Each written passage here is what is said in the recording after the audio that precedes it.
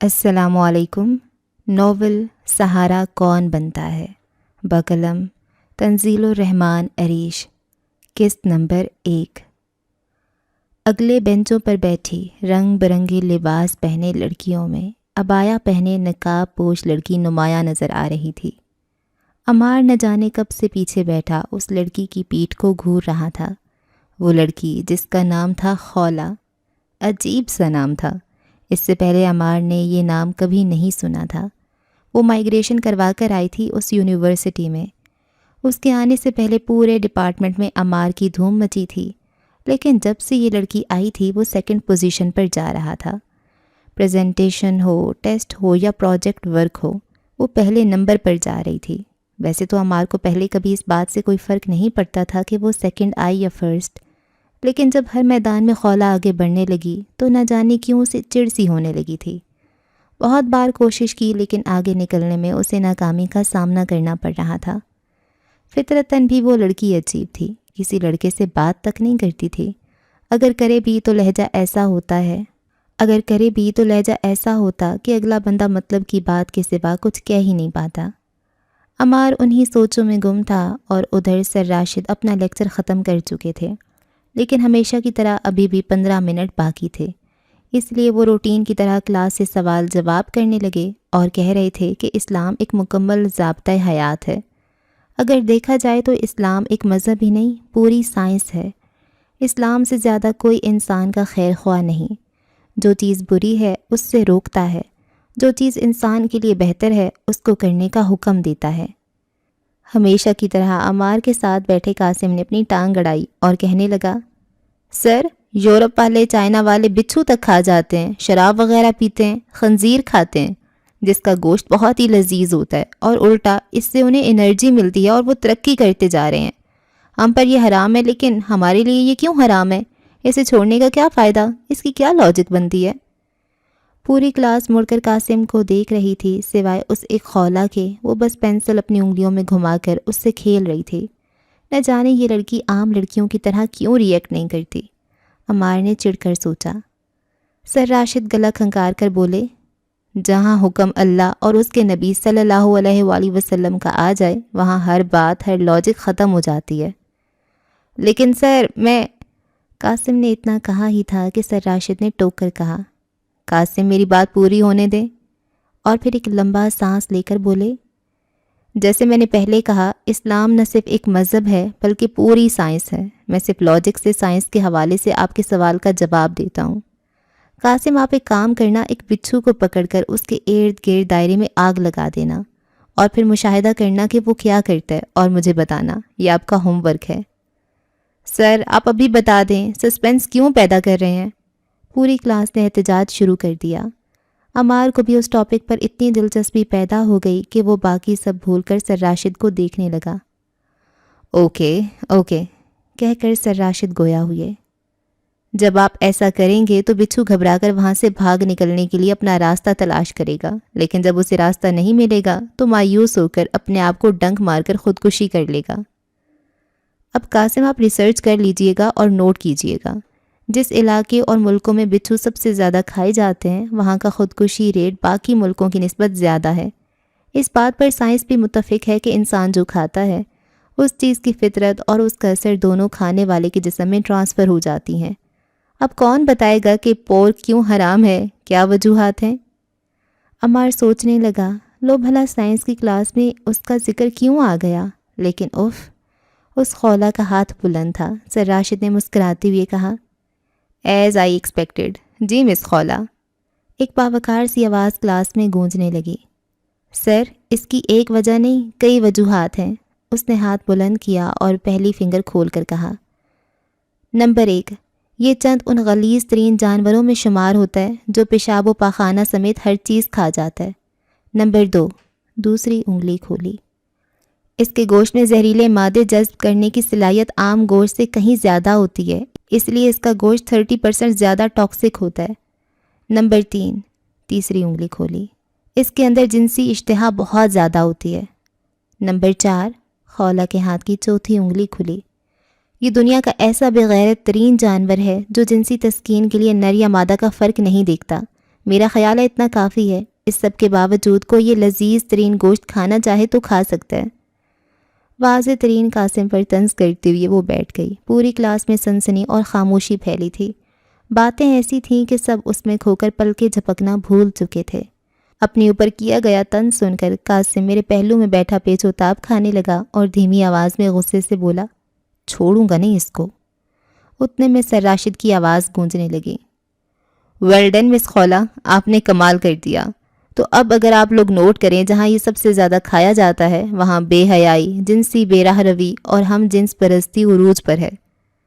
اتنا ہی کہا تھا کہ پیریڈ کا وقت ختم ہو گیا اور سر راشد باہر چلے گئے۔ ساری کلاس نے بھی باہر کا رخ کیا۔ یہ آخری پیریڈ تھا۔ عمار پھر سوچنے لگا کہ یہ خولا چیز کیا ہے، اس کے پاس اتنی نالج کہاں سے آتی ہے۔ اتنے میں کسی کلاس فیلو نے کامنٹ پاس کیا، لاہور میں کھوتے تیت تھے۔ اتنا کہہ کر وہ تو چپ ہو گیا، لیکن کہکہوں سے راہداری گونج اٹھی۔ چھوڑوں گا نہیں اس خولا کی بچی کو، قاسم دانت پیستے ہوئے کہنے لگا۔ چھوڑو یار، ہوتا رہتا ہے، عمار نے اس سے کہا، مگر قاسم نے کوئی جواب نہیں دیا۔ عمار کو حسد ہونے لگا تھا خولا سے۔ وہ اسے پیچھے چھوڑنے کے طریقوں پر غور کرنے لگا۔ عمار بس یہ چاہتا تھا کسی طریقے سے اس لڑکی پر بھی کامنٹس پاس ہوں، اس پر بھی کلاس ہنسے۔ یہ سوچ ہی عمار کے سینے میں ٹھنڈک سی پیدا کر رہی تھی۔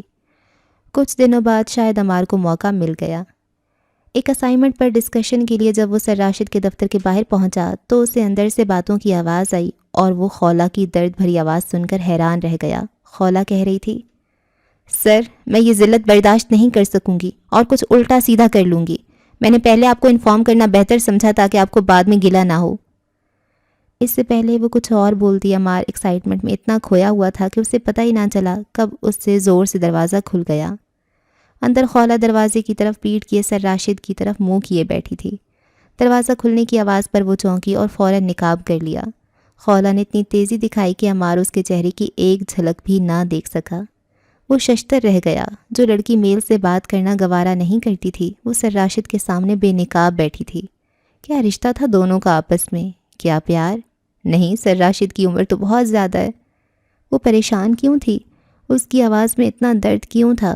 یہ سب خیال ایک سیکنڈ میں عمار کے ذہن میں آئے، لیکن پھر سر راشد کی تلخ کی آواز اسے ہوش میں لے آئی۔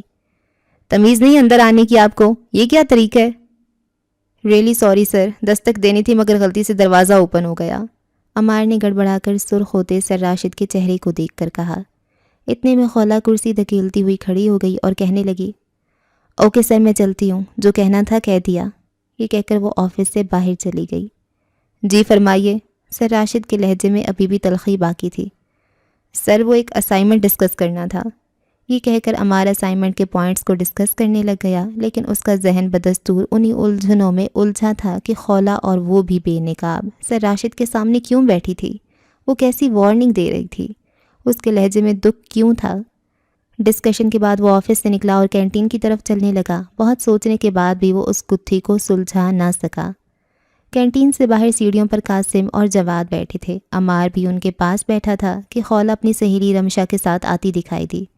اسے دیکھ کر قاسم پرجوش ہو گیا اور جواد کو کہنے لگا، جلدی ویڈیو بنانا شروع کر، ایک فنی کلپ تیرے ہاتھ آنے والا ہے۔ جواد نے جلدی سے کیمرہ آن کیا اور ویڈیو بنانے لگا۔ جیسے ہی خولا پاس سے گزر کر اندر جانے لگی، قاسم نے فوراً اپنی ٹانگ آگے کر دی۔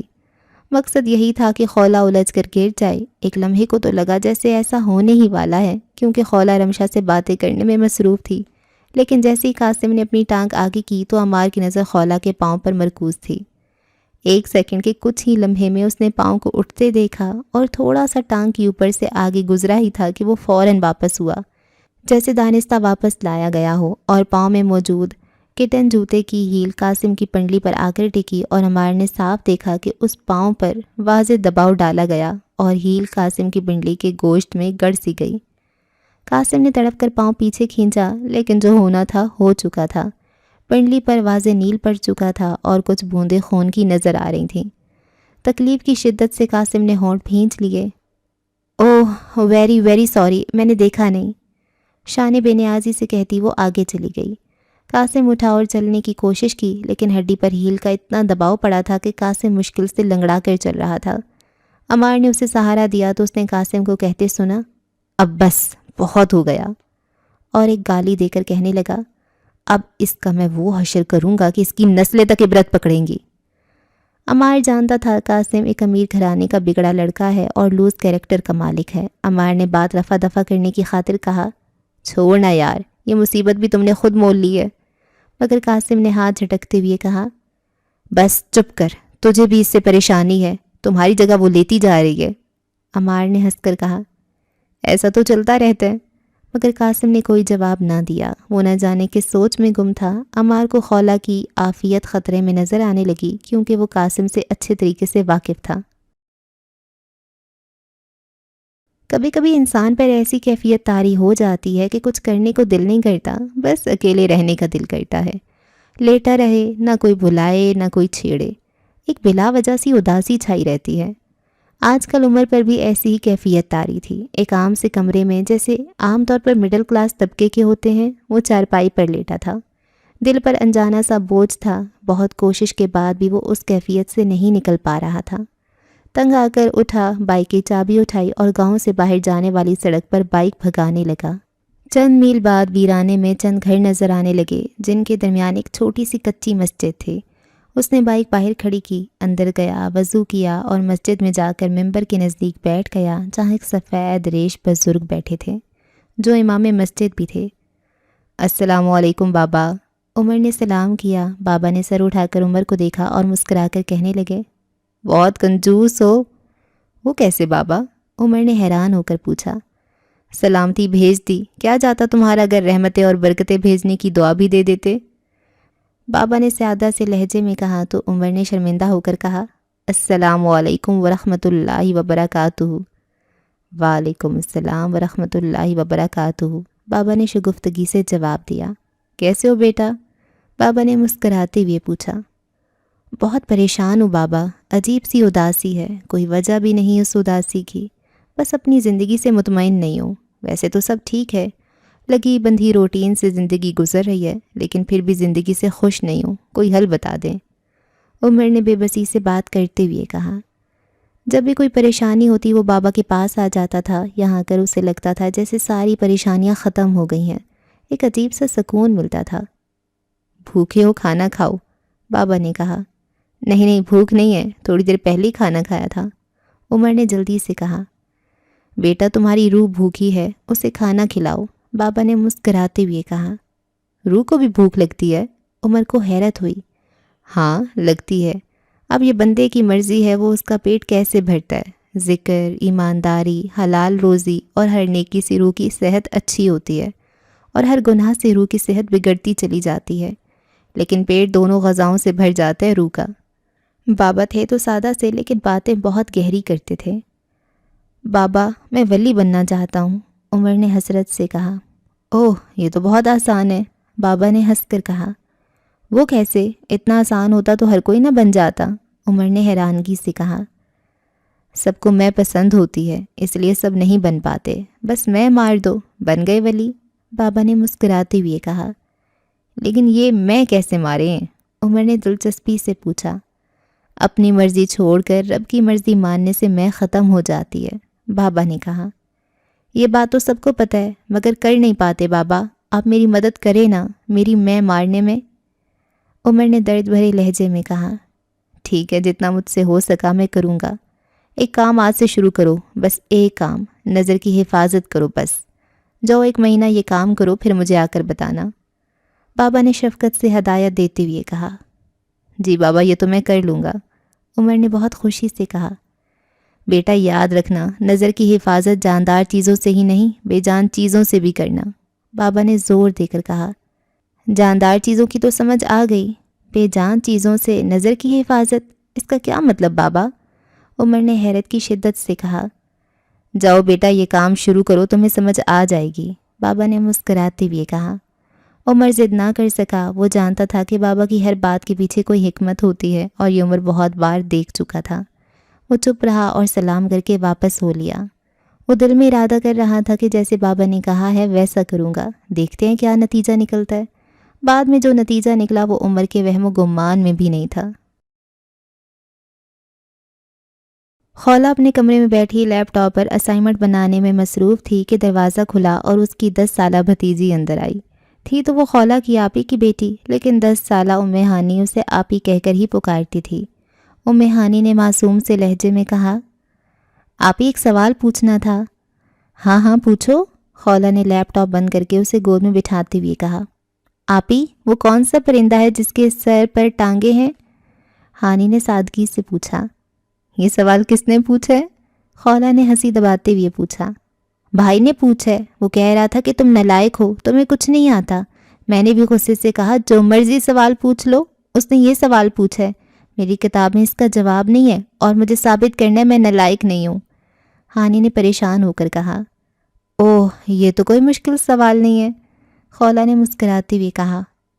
او آپی کیا آپ نے ایسا پرندہ دیکھا ہے؟ کہاں دیکھا؟ کیسا دکھتا ہے؟ میں نے بھی دیکھنا ہے۔ ہانی نے پرجوش ہو کر ایک ہی سانس میں کئی سوال کر ڈالے۔ پگلی ہر پرندے کے سر پر ٹانگیں ہوتی ہیں، خولہ نے ہنستے ہوئے کہا۔ آپی آپ کیوں جھوٹ بول رہی ہیں؟ ہمارے طوطے کے سر پر ٹانگیں نہیں ہیں، اس کی ٹانگیں تو نیچے ہیں، ہانی نے منہ بناتے ہوئے کہا۔ خولہ کی اس معصومیت پر ہنسی چھوٹ گئی اور جب دیکھا ہانی کی صورت رونے والی ہو گئی ہے، وہ شاید یہ سمجھ رہی تھی کہ خولہ اس کا مذاق اڑا رہی ہے۔ خولہ نے جلدی جلدی کہا، دیکھو طوطے کا سر ہے۔ ہاں، ہانی نے کہا، پر اور ٹانگیں بھی ہیں، خولہ نے سمجھاتی ہوئے کہا۔ ہانی نے کہا، ہاں ہیں۔ پھر ایک لمحہ چپ ہو کر بڑی پرجوش ہو کر خوشی سے چیخی، او آپی آ گئی سمجھ، ہر پرندے کے سر پر اور ٹانگیں ہوتی ہیں، پلیز بھائی کو نہ بتانا کہ آپ نے بتایا ہے، ہانی نے خولہ کی منت کرتے ہوئے کہا اور گال پر پاری دے کر باہر بھاگ گئی۔ ہانی گئی ہی تھی کہ اندر ایک لڑکی جس کے چہرے پر اداسی چھائی تھی اور آنکھیں سرخ تھیں جیسے بہت دیر روئی ہو، یہ صدف تھی جو خولہ کے پڑوس میں رہتی تھی۔ قریب آ کر صدف خولہ کے پاس گرنے کے انداز میں بیٹھ گئی اور روتے ہوئے کہنے لگی، آج اس نے لاسٹ وارننگ دی ہے کہ اگر میں کل اس سے نہ ملنے گئی تو وہ ویڈیو نیٹ پر وائرل کر دے گا۔ پیار کے جذبے میں بڑے بڑے عقل مند بھی اندھے ہو جاتے ہیں، یہی کچھ صدف کے ساتھ ہوا تھا کہ پیار ہوا تو لڑکے کے اصرار پر وہ اسے ملنے ایک کیفے شاپ چلی گئی، جہاں ایک فیملی کیبن میں اس لڑکے نے پیار کا تھوڑا سا عملی اظہار کیا، مگر صدف کی لا علمی میں ان چند لمحوں کی ویڈیو بنا لی۔ صدف وہاں زیادہ دیر تو نہ ٹھہری، لیکن یہ تھوڑی دیر اس کی زندگی میں کتنا اندھیر مچا دے گی یہ اس نے سوچا تک نہ تھا۔ اب وہ لڑکا اسے تنہائی میں ملنے کی ضد کر رہا تھا۔ اس کے انکار پر اس نے دھمکیاں دیں کہ وہ اس ویڈیو کو اس کے گھر والوں کے نمبر پر بھیج دے گا اور وائرل کر دے گا۔ صدف نے اس مسئلے کو خولہ کے سامنے رکھا تھا، خولہ نے اس سے مدد کا وعدہ کیا تھا۔ پرسوں تک کا ٹائم دیا ہے اس نے، صدف روتے ہوئے کہہ رہی تھی۔ اس کا نام کیا ہے؟ کون ہے؟ کہاں رہتا ہے؟ خولہ نے پوچھا۔ اس کا نام قاسم ہے، صدف نے جواب دیا۔ یہ نام سن کر خولہ تھوڑا چونکی اور پوچھا، اس کی کوئی تصویر ہے تو دکھاؤ۔ صدف نے پرس سے موبائل نکالا اور قاسم کی تصویر نکال کر جب خولہ کو دکھائی تو خولہ حیرت سے دنگ رہ گئی، یہ تو اس کا کلاس فیلو قاسم تھا۔ صدف مسلسل رو رہی تھی۔ تم صبر کرو، میں اس مسئلے کا حل نکال لوں گی، ٹرسٹ می، خولہ نے قاسم کی تصویر کو گھورتے ہوئے کہا۔ وہ ویڈیو وائرل کر دے گا، میرے پاس صرف پرسوں تک کا وقت ہے، اور اگر ایسا ہوا نا تو پرسوں ہی میری لاش ملے گی، خودکشی کر لوں گی میں، صدف نے روتے ہوئے کہا۔ ایسا موقع ہی نہیں آئے گا، خولہ نے پر اعتماد لہجے میں کہا۔ میری زندگی اور عزت دونوں تمہارے ہاتھ میں ہیں، میں یہ بات کسی اور سے شیئر نہیں کر سکتی، صدف نے اٹھتے ہوئے کہا اور کمرے سے چلی گئی۔ خولہ سوچ میں ڈوب گئی۔ اسے اپنا روپ بدلنا پڑے گا، اسے اسی روپ میں آنا ہوگا جس روپ میں نہ آنے کی اس نے اپنے والد کو یقین دہانی کروائی تھی، مگر سوال تھا کسی کی عزت کا، کسی کی زندگی کا، وہ الجھ رہی تھی خود سے۔ آخر اس نے اپنے اصلی روپ میں آنے کا ارادہ کر لیا، اس کا جسم تن گیا اور چہرے کے عضلات سخت ہو چکے تھے۔ ہے عجب چیز یہ شرافت بھی، اس میں شر بھی ہے اور آفت بھی۔ دونوں بچے گتھم گتھا تھے، ایک کے ہونٹوں سے خون بھی بہہ رہا تھا جبکہ دوسرا اسے آرام سے پیٹ رہا تھا۔ عمر میں واضح فرق نظر آ رہا تھا۔ حیرت کی بات تو یہ تھی مار کھانے والا چھوٹا بچہ بری حالت میں ہونے کے باوجود بڑھ چڑھ کر مارنے کی کوشش کر رہا تھا، لیکن جتنا آگے بڑھتا اتنی ہی اسے مار پڑ رہی تھی۔ آس پاس 3 بچے کھڑے تھے جو اس کی پٹائی پر ہنس رہے تھے۔ جب کبھی مار کھاتے کھاتے وہ بچہ ان کے پاس آتا، 1-2 لات گھونسا مار کر وہ بچے بھی اپنا حصہ ڈال رہے تھے۔ اسکول کے باہر گیٹ پر وہ اس کھیل میں اتنا مصروف تھے کہ انہیں پتہ ہی نہیں چلا کب ایک ٹیچر ان تک پہنچ گیا۔ اف اللہ، یہ تو حیدر ہے، ٹیچر نے بھاگ کر پٹنے والے بچے کو پکڑا اور غصے سے آگ بگولا ہو کر 2-3 ہاتھ وہاں کھڑے مارنے والوں کو بھی لگا دیے۔ ظالمو، کیا حال کر دیا اس کا؟ اوہ خدایا، اس کا باپ نہیں چھوڑے گا تم سب کو، سر عارف نے ان بچوں پر چیختے ہوئے کہا۔ حیدر نہ صرف کلاس کا سب سے لائق بچہ تھا بلکہ اس کے والد بھی شہر کے مشہور تاجر تھے جن کا اٹھنا بیٹھنا ہی بیوروکریٹس اور سیاست دانوں میں تھا، اور اسکول میں اچھی خاصی فنڈنگ انہی کی طرف سے ہوتی تھی۔ چلو بیٹا، میں تمہیں چھوڑ دیتا ہوں، تمہارا ڈرائیور نہیں آیا آج؟ سر عارف نے پریشان ہو کر حیدر سے کہا۔ پتہ نہیں کیوں آج وہ لیٹ ہو گیا سر۔ حیدر کو بولتے ہوئے بھی تکلیف ہو رہی تھی۔ آؤ بیٹا یہاں سے چلو۔ سر عارف تھوڑا آگے چلے۔ حیدر اپنی بکس اور بیگ سمیٹنے لگا تو اسے کمال کی طنز بھری آواز سنائی دی۔ اپنے اندر تو اتنی ہمت ہے نہیں، ہمیشہ باپ کے سر پر ہی اڑتا ہے۔ حیدر کے اندر ایک طیش کی لہر اٹھی، مگر بڑی مشکل سے اس نے خود کو قابو کیا، اور کمال وہی لڑکا تھا جس سے وہ مار کھا رہا تھا۔ اس کی آنکھوں میں آنکھیں ڈال کر حیدر بولا، میری ہمت بھی تجھے پتہ چل جائے گی۔ یہ کہہ کر اس نے کلائی میں پہنی گھڑی اتار کر سڑک پر دے ماری، اور پھر گھڑی اٹھا کر کمال مخاطب ہوا، یہ دیکھ وقت رک گیا، وقت یہاں رک گیا ہے۔ کس دن میں اسی وقت اکیلا یہاں آؤں گا، تم اپنے ان کتوں کو بھی لے آنا، پھر دیکھیں گے کس میں کتنی ہمت ہے۔ حیدر نے کمال کی آنکھوں میں آنکھیں ڈال کر کہا۔ وہ بچہ چھوٹا تھا مگر اس کا لہجہ پتھر کی طرح سخت تھا۔ کمال نے حیرت سے اس کی طرف دیکھا۔ حیران تو وہ پہلے ہی تھا، یہ کیسا بچہ ہے جو مار کھا کھا کر بھی رونے کی بجائے آگے بڑھ کر پھر گلے پڑ جاتا ہے۔ کمال حیدر کو سر عارف کے ساتھ جاتا حیرانگی سے دیکھتا ہی رہا۔ کہنے کو تو عمر نے بابا جی سے کہہ دیا تھا کہ یہ تو بہت آسان کام ہے، مگر اب اس کو بہت مشکل ہو رہی تھی۔ کہاں تک نظر کی حفاظت کرتا، ہر جگہ تو وہ صنف نازک موجود تھی۔ وہ بس میں سفر کر رہا تھا اور بس میں رش بھی بہت تھا۔ سیٹ نہ ملنے کی وجہ سے وہ ڈرائیور والی جگہ سے تھوڑا پیچھے کھڑا تھا۔ ڈرائیور سے پیچھے والی سیٹ پر ایک لڑکی بیٹھی تھی جس کے طور اتوار سے لگ رہا تھا کہ وہ دیہات سے شہر پڑھنے آئی ہوئی ہے۔ رش اتنا تھا کہ سب کھڑے مسافر بھی ایک دوسرے میں گھسے جا رہے تھے۔ عمر کے آگے ایک ماڈرن سا کوئی منچلا کھڑا تھا، کانوں میں ہینڈ فری، لمبے سٹائلش بالوں والا لڑکا لڑکی کی سیٹ کے قریب ہی کھڑا تھا۔ عمر کی ایک نظر ہی پڑی تھی اس لڑکی پر، لیکن وہ دل ہی دل میں اعتراف کرنے پر مجبور ہو گیا کہ لڑکی واقعی بہت خوبصورت ہے۔ غالباً گاؤں کی دودھ مکھن کی رنگت اس کے گالوں سے ابھر رہی تھی۔ ایک نظر پڑتے ہی عمر نے فوراً نظریں جھکا لیں، لیکن ایک ہی نظر میں جو مشاہدہ ہوا وہ دل میں سما گیا تھا۔ اب عمر نظریں اپنے پاؤں پر جمائے کھڑا تھا۔ بس والا بھی کوئی گھاگ ڈرائیور معلوم ہوتا تھا۔ ایسے بس لہرا کر کراسنگ کر رہا تھا جیسے کسی سے ریس لگی ہو۔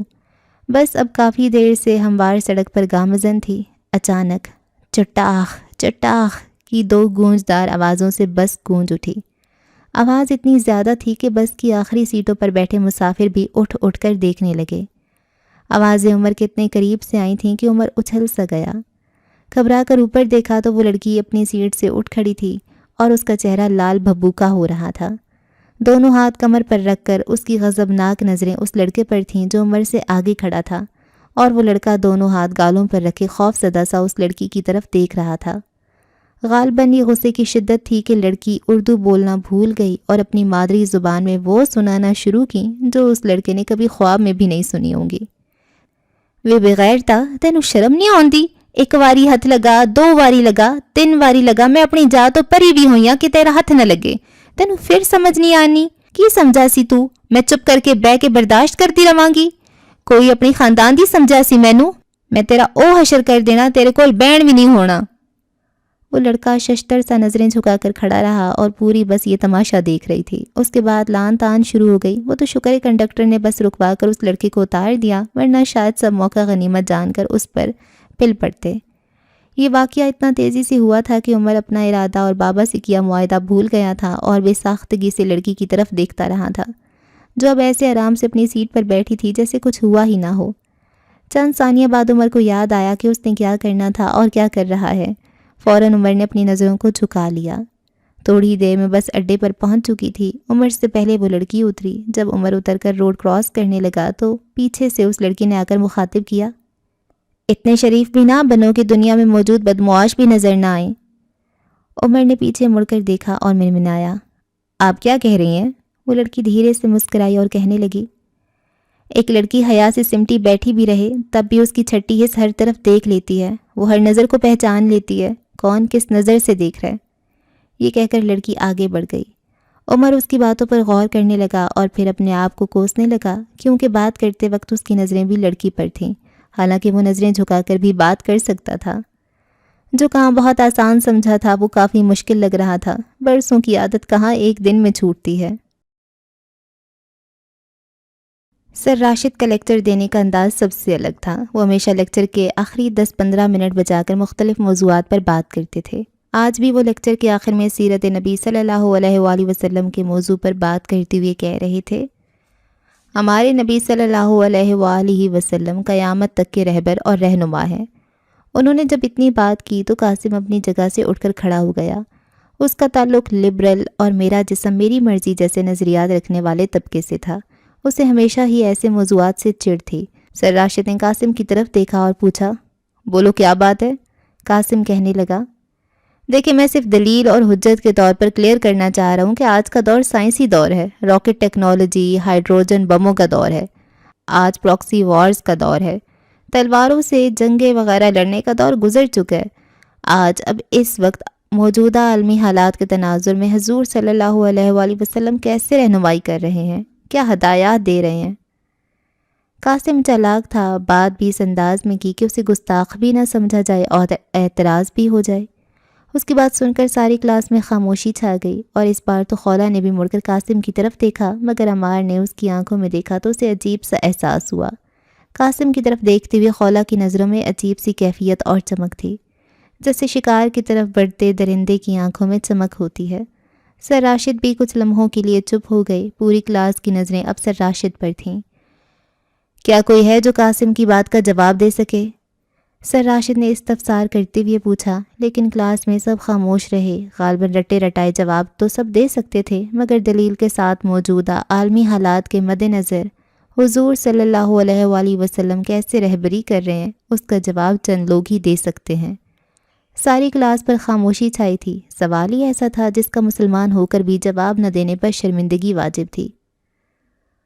قصور ہمارا ہے، آج کے نوجوانوں کو فرصت ہی نہیں کہ ان چیزوں کے بارے میں تحقیق کر سکیں۔ خیر میں آپ کے سوال کا جواب دیتا ہوں قاسم۔ سر راشد نے ایک لمحے کے لیے خاموش ہوئے اور پھر کہنے لگے، آپ نے کہا کہ موجودہ عالمی حالات کے پیش نظر سائنسی اور ٹیکنالوجی دور میں حضرت محمد صلی اللہ علیہ وآلہ وسلم ہماری رہنمائی کیسے کر رہے ہیں؟ تو سنیں، وہ آج بھی رہبری کر رہے ہیں، مگر ان کی جو رہبری چاہتے ہیں۔ آج کے موجودہ عالمی حالات کیسے ہیں؟ مصر، عراق، شام، ایران، سعودیہ، افغانستان وغیرہ میں جنگی حالات ہیں، لاکھوں مسلمان مارے جا رہے ہیں۔ تو قاسم ہمارے نبی صلی اللہ علیہ وآلہ وسلم نے یہ سب پہلے ہی بتا دیا تھا۔ آپ صلی اللہ علیہ وآلہ وسلم نے فرمایا، مصر میں جب خرابی پیدا ہو جائے گی تو پورے جزیرہ عرب میں خرابی شروع ہو جائے گی۔ ایک اور جگہ ارشاد فرمایا، جب مصر میں پیلے جھنڈے نمودار ہو جائیں تو شام والوں کو چاہیے کہ زمین دوز سرنگیں بنا لیں۔ 2010 میں مصر میں پیلے جھنڈے نمودار ہونا شروع ہوئے، جو وہاں کی عوام ہاتھوں میں لے کر سڑکوں پر آ گئی اور مغرب کی جمہوریت لانے کا مطالبہ کرنے لگی۔ احتجاج اتنا بڑھ گیا کہ حکومت گرا دی گئی، جمہوریت آ گئی۔ اس کے بعد پورے عرب میں انقلاب آنا شروع ہو گیا۔ کرنل قذافی جیسا طاقتور شخص بھی ان سے نہ بچ سکا، اور اس کا نتیجہ یہ نکل رہا ہے کہ آج حضرت محمد صلی اللہ علیہ وآلہ وسلم کے ملک سعودیہ میں نائٹ کلب کا افتتاح ایک فاحشہ قرآن پاک کی تلاوت سے کرتی ہے۔ سینما گھر کھل چکے ہیں وہاں، اور وہاں دوسری بات کیا کہی تھی؟ جب پیلے جھنڈے نمودار ہوں مصر میں تو شام کے لوگوں کو زمین دو سرنگیں بنا لینی چاہیے۔ سر راشد جذباتی ہو گئے تھے، ان کی آواز بدتریج بلند ہوتی جا رہی تھی۔ اقوام متحدہ کی ورلڈ ہیلتھ آرگنائزیشن کی سائٹ پر جا کر سرچ کریں فضائی بمباری سے کیسے بچا جا سکتا ہے، تو وہ یہی کہیں گے جو 1400 سال پہلے حضرت محمد صلی اللہ علیہ وآلہ وسلم نے کہا تھا، زمین دوست تہ خانے یا سرنگیں۔ مصر میں جب یہ پیلے جھنڈے نکلے تو ٹھیک اس سے 1 سال بعد شام پر فضائی بمباری شروع ہو گئی تھی۔ کبھی امریکہ، کبھی روس، کبھی بشار الاسد، کبھی ایران، تو کبھی کسی ملک کا جہاز آتا۔ بمباری کے نتیجے میں لاکھوں مسلمان جان سے گئے، مگر یہ بات ہمارے رہبر بتا چکے تھے، اور کیا کرنا ہے وہ بھی بتا چکے تھے۔ مزید بتاؤں تو سنیں، رسول صلی اللہ علیہ وآلہ وسلم نے فرمایا، مفہوم ہے، قیامت اس وقت تک قائم نہیں ہوگی جب تک دریائے فرات کے کنارے سونے کا پہاڑ نمودار نہ ہو جائے۔ پھر لوگ اس پر آپس میں اس قدر لڑیں گے کہ 100 میں سے 99 آدمی اس لڑائی میں مارے جائیں گے۔ اگر تم ایسے حالات کو پا لو تو ان لڑنے والوں میں سے نہ ہو جاؤ۔ سن رہے ہیں؟ سر راشد جذباتیت کی انتہا پر پہنچ چکے تھے۔ آپ ابھی جا کر گوگل پر سرچ کر کے دیکھو بلیک گولڈ کسے کہتے ہیں۔ تیل کو آج بلیک گولڈ کہا جاتا ہے کیونکہ سونے کی طرح اس کی ویلیو بھی مستحکم ہے۔ عراق، شام اور ترکی کے جتنے بھی تیل کے ذخائر ہیں وہ سارے دریائے فرات کے آس پاس ہی ہیں۔ 1912 میں یہاں تیل دریافت ہوا تھا، اس کے بعد سے آج تک وہاں جنگ چل رہی ہے۔ بظاہر جو بھی مقاصد ہوں لیکن پس پردہ یہی خزانہ حاصل کرنا مقصد ہے۔ چاہے لاکھوں لوگ مارے جا چکے ہوں اور مارے جا رہے ہیں، مگر ان حالات میں کیا کرنا ہے؟ وہ حضرت محمد صلی اللہ علیہ وآلہ وسلم بتا رہے ہیں آج بھی۔ تم تو آج کے حالات کی بات کر رہے ہو، قیامت تک ہر دور کے بارے میں ان صلی اللہ علیہ وآلہ وسلم کی ہدایات موجود ہے، مگر ان کے لیے جو یہ لینا چاہتے ہیں۔ میں نے صرف ایک حوالے سے مثال دے دی، ورنہ یہ موضوع کھولا جائے تو سارے حیران ہو جائیں گے کہ کیسے وہ رہبر صلی اللہ علیہ وآلہ وسلم آج بھی رہبری کر رہے ہیں۔ جوش سے سر راشد کا چہرہ سرخ ہو چکا تھا۔ پیریڈ کا وقت کب کا ختم ہو چکا تھا، مگر پوری کلاس ایسے سن بیٹھی تھی جیسے سانس بھی نہ لے رہا ہو کوئی۔ سر راشد نے فائلز اٹھائیں اور جلدی سے باہر چلے گئے۔ عمار بھی آج ان کی باتیں سن کر حیرت کے سمندر میں گم تھا۔ اف اللہ، بالکل پرفیکٹ کہا تھا، جیسا کہا تھا ویسا ہی ہو رہا ہے آج صحیح معنوں میں۔ عمار کو حضرت محمد صلی اللہ علیہ وآلہ وسلم کی رہبری صحیح معنوں میں آج سمجھ آئی تھی۔ اس نے تو اس طرح سے کبھی سوچا ہی نہیں تھا، آج اس کے دل نے مانا۔ بے شک حضرت محمد صلی اللہ علیہ وآلہ وسلم قیامت تک کے نبی ہیں۔ پتہ نہیں اتنے کیسے اور رموز باقی تھے جس سے وہی نہیں اکثر مسلمان ناواقف تھے۔ لگ بھگ ساری کلاس ہی اس طرح کی سوچوں میں گم تھی۔ خان غصے سے پاگل ہوا جا رہا تھا۔ کس نے اس کے اکلوتے 11 سالہ بیٹے حیدر کو مار مار کر اتنا برا حال کر دیا؟ تڑپ کر بار بار وہ حیدر سے پوچھ رہا تھا، بتائیے کس نے کیا ہے؟ ان کی کھال کھینچ لوں گا۔ مگر حیدر چپ تھا۔ اس کے چہرے اور ماتھے پر پٹیاں لگی ہوئی تھیں مگر ہونٹوں پر چپ چسپاں تھی۔ میں کل اسکول جا کر سارے اسکول کی ایسی کی تیسی کر دوں گا۔ اسد اللہ خان غصے سے گرج رہا تھا۔ آپ ایسا کچھ نہیں کریں گے۔ آخر حیدر نے اپنی زبان کھولی۔ خان نے حیدر کی طرف حیرت سے دیکھا۔ کیوں؟ آپ کب تک میری اس طرح سے مدد کرتے رہیں گے؟ آپ مدد کریں گے لیکن اس کا مجھے کوئی فائدہ نہیں ہوگا۔ خان حیرت اور پریشانی سے حیدر کا چہرہ دیکھتا رہ گیا تھا اور سوچ رہا تھا کہیں اس کا دماغ تو نہیں چل گیا۔ آج سے پہلے اس طرح حیدر نے کبھی بات نہیں کی تھی۔ کیا مطلب ہے تمہارا؟ خان نے اچھمبے سے پوچھا۔ اگر آپ میری مدد کرنا چاہتے ہیں تو پھر مجھے اس قابل بنائیں کہ مجھے کسی کی مدد کی ضرورت نہ پڑے۔ مجھے مارشل آرٹ سکھوائیں، مجھے ایسی بھٹی میں ڈالیں جہاں سے کندن بن کر نکلوں۔ حیدر نے اتنی سنجیدگی سے کہا جس کی توقع ایک بچے سے نہیں کی جا سکتی۔ حیدر نے سنجیدگی برقرار رکھتے ہوئے گویا ہوا، بابا آج کی دنیا میں سہارا کون بنتا ہے؟ والدین کا سہارا ہوتا ہے، لیکن میں چاہتا ہوں میں اپنا سہارا بھی خود بنوں اور اپنے والدین کو جتنا ہو سکے سہارا دے سکوں۔ کیا یہ آپ کا سہارا لینے سے بہتر نہیں ہے؟ حیدر کی بات سن کر خان کا سینہ خوشی سے پھول گیا۔ یہ تو خان مانتا تھا حیدر کی شکل میں اللہ تعالیٰ نے اسے بہت بڑی نعمت سے نوازا ہے۔ آئے دن اس کی کوئی نئی بات، کوئی خوبی سامنے آتی رہتی تھی۔ اور جیندہ رہ میرا شیرا، دل خوش کی تئی، تو دیکھ اب تیرا باپ تیری مدد کرے گا، تجھے ایسی شخصیت بنانے میں مدد دے گا جو نہ صرف اپنا سہارا بنے بلکہ اوروں کو بھی سہارا دے۔ پھر میرے بیٹے تجھے مدد کی ضرورت نہیں پڑے گی۔ خان نے فوراً جذبات سے حیدر کو اپنے گلے لگاتے ہوئے کہا۔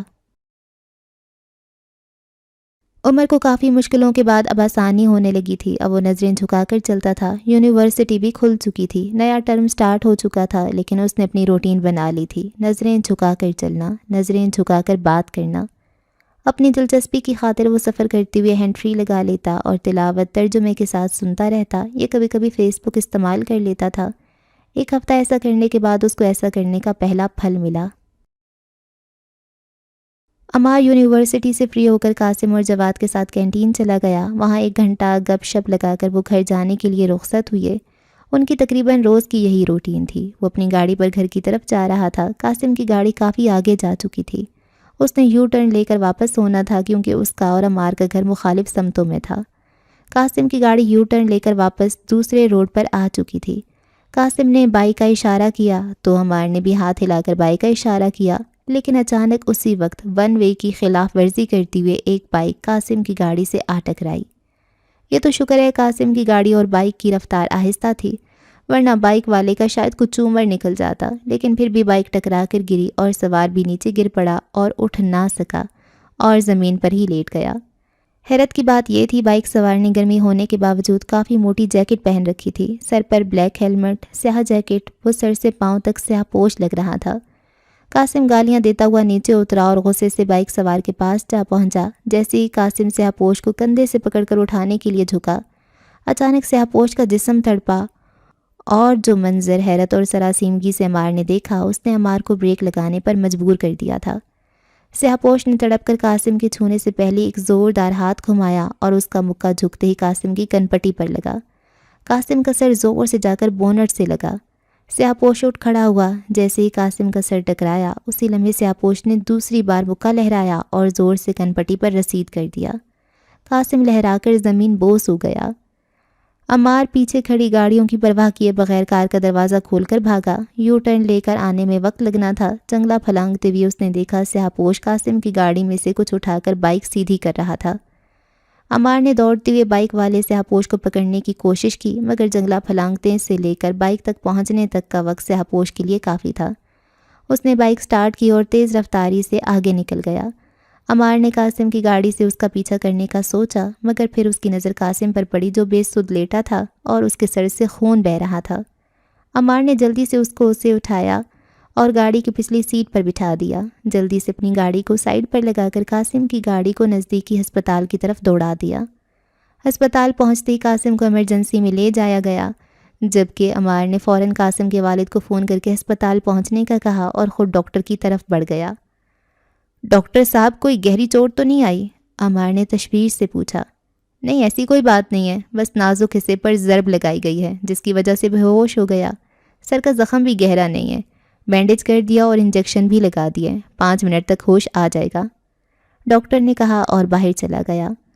عمار سیاہ پوش کے بارے میں سوچنے لگا، وہ کون تھا؟ جان بوجھ کر ٹکرایا اور کیا لے کر گیا؟ عمار باہر آیا اور قاسم کی کار کا معائنہ کرنے لگا۔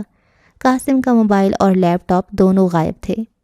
عمار واپس آیا جب تو قاسم کو ہوش آ رہا تھا۔ ہوش میں آنے کے بعد قاسم پہلے خالی خالی نظروں سے عمار کو دیکھتا رہا، پھر جب شعور کی چمک آنکھوں میں نمودار ہوئی تو چونک کر خود کو دیکھنے لگا، پھر گڑبڑا کر پوچھا، کون تھا وہ؟ عمار نے تسلی دیتے ہوئے کہا، کوئی چور تھا، تمہارا موبائل اور لیپ ٹاپ لے گیا۔ قاسم نے دہراتے ہوئے کہا، کیا؟ میرا لیپ ٹاپ لے گیا؟ قاسم کے چہرے کا رنگ فک ہو گیا، وہ گھبرایا ہوا اور خوف زدہ نظر آ رہا تھا۔ اوہ گاڈ، لیپ ٹاپ لے گیا؟ عمار اس کا رد عمل دیکھ کر حیران ہو رہا تھا۔ کیا ہوا؟ لیپ ٹاپ ہی لے گئے، نیا لے لینا۔ قاسم کے پاس اتنا پیسہ تھا کہ اس کے تو 10 لیپ ٹاپ ہی چلے جاتے پھر بھی پرواہ نہ ہوتی، لیکن اب ایسے پریشان نظر آ رہا تھا جیسے ساری جمع پونجی کوئی لے گیا ہو۔ اس سے پہلے عمار اس کی پریشانی کی وجہ پوچھتا، کمرے کا دروازہ کھلا اور قاسم کے ابو سیٹھ حلیم اندر داخل ہوئے۔ کیا ہوا اور یہ کیسے ہوا؟ قاسم کی طرف دیکھ کر پوچھتے ہوئے وہ پریشان سے نظر آ رہے تھے۔ بجائے واقعہ بتانے کے قاسم فوراً افسردگی سے کہنے لگا، پاپا وہ چور میرا موبائل اور لیپ ٹاپ لے گیا، جلدی کچھ کیجیے۔ کیا لیپ ٹاپ لے گیا؟ سیٹھ حلیم بھی پریشان نظر آنے لگے۔ یہ تو بہت برا ہوا۔ حلیم اٹھ کر ادھر ادھر ٹہلنے لگے اور فوراً فون نکال کر کوئی نمبر ڈائل کرنے لگے۔ قاسم کا موبائل اور لیپ ٹاپ کوئی چھین کر لے گیا، سارے کام چھوڑ دو، فوراً تلاش شروع کرو اور کیا کرنا ہے تمہیں پتہ ہے، موبائل اور لیپ ٹاپ دونوں میں اسپیشل GPS لگا ہوا ہے، جتنی جلدی ہو سکے یہ کام کرو۔ قاسم کے والد فون پر کسی کو ہدایات دیتے ہوئے کہنے لگے۔ عمار حیرانگی سے دونوں باپ بیٹے کو دیکھ رہا تھا۔ ایک لیپ ٹاپ کے پیچھے اتنی پریشانی، اور کیا مطلب تھا اس بات کا؟ تمہیں پتہ ہے کیا کرنا ہے؟ اور یہ سب کس سے کہہ رہے تھے؟ قاسم نے مختصراً اپنے والد کو بتایا کہ کیا ہوا تھا۔ چلو بیٹا گھر چلتے ہیں، علیم صاحب نے قاسم کو کہا تو قاسم فوراً بیڈ سے نیچے اتر آیا۔ تمہارا بہت بہت شکریہ بیٹا، لیکن معاف کرنا تھوڑی ایمرجنسی ہے، گھر پر تو جانا پڑے گا، علیم صاحب نے عمار سے کہا اور عجلت میں باہر چلے گئے۔ بعد میں ملتے ہیں، قاسم نے بھی تیزی سے باہر جاتے ہوئے عمار سے کہا۔ عمار احمقوں کی طرح کمرے میں اکیلا کھڑا رہ گیا، اسے سمجھ ہی نہیں آ رہی تھی یہ ہو کیا رہا ہے۔ اس کی گاڑی تو حادثے کی جگہ کھڑی تھی، قاسم نے بھی ادھر ہی جانا تھا، لیکن اس نے بھی نہیں کہا کہ آؤ تمہیں وہاں ڈراپ کر دیں گے۔ وہ باپ بیٹا تو بس لیپ ٹاپ کے بارے میں پریشان تھے۔ عمار نے سر جھٹکتے ہوئے باہر کا رخ کیا۔ یہ گتھی فی الحال وہ سلجھا نہیں پا رہا تھا۔ خان نے حیدر کے کہنے پر اس کو اسکول تبدیل کروا دیا اور اس کے لیے بڑی مشکل سے ایک ایسا ٹرینر ڈھونڈا جو اس کے بیٹے کی خواہش کے مطابق اسے لڑنے کا فن سکھا سکے اور مارشل آرٹس میں ماہر بنا سکے۔ لیکن مسئلہ یہ بنا کہ وہ شخص عجیب تھا۔ اس کا کہنا تھا وہ اسی شرط پر سکھائے گا کہ اسے پورا اختیار ہوگا، وہ جو چاہے کرے اور حیدر کو اس کے ساتھ ہی رہنا ہوگا۔ جب تک اس کی ٹریننگ مکمل نہیں ہو جاتی گھر جانے کی اجازت نہیں ہوگی۔ مہینے میں 1 دن بس وہ گھر جا سکے گا اور نہ حیدر سے ملنے کی کسی کو اجازت ہوگی۔ یہ شرطیں سن کر خان کا تو دماغ ہی گھوم گیا۔ پہلے تو وہ یہ پروگرام ہی کینسل کر کے گھر آیا، لیکن حیدر نے شرطیں ماننے پر اصرار کیا تو مجبوراً حیدر کو لے کر دوبارہ اس شخص کے پاس پہنچ گیا جو ماسٹر کے نام سے مشہور تھا۔ اس نے یقین دہانی کروائی تھی کہ حیدر کی پڑھائی بھی چلتی رہے گی، اس کا معاوضہ بھی اچھا خاصا تھا جو عام متوسط طبقے کا بندہ شاید ادا نہ کر پاتا۔ حیدر کو ماسٹر کے پاس چھوڑ کر خان افسردہ سا واپس چلا گیا۔ اس کی ماں بھی بہت پریشان تھی، لیکن حیدر کی خوشی کی خاطر انہوں نے دل پر پتھر رکھ لیا تھا۔ حیدر کا پہلا دن تھا اور وہ سر جھکائے ماسٹر کے سامنے کھڑا تھا۔ آگ کی بھٹی سے گزر کر کندن بننا نہایت مشکل ہے، بہت تکلیف سے گزرنا پڑتا ہے، کیا یہ بات تم جانتے ہو؟ ماسٹر نے پہلی بار حیدر سے مخاطب ہوتے ہوئے کہا۔ جی ماسٹر، مجھے پتہ ہے مگر میں اس کے لیے تیار ہوں، حیدر نے مضبوط لہجے میں جواب دیا۔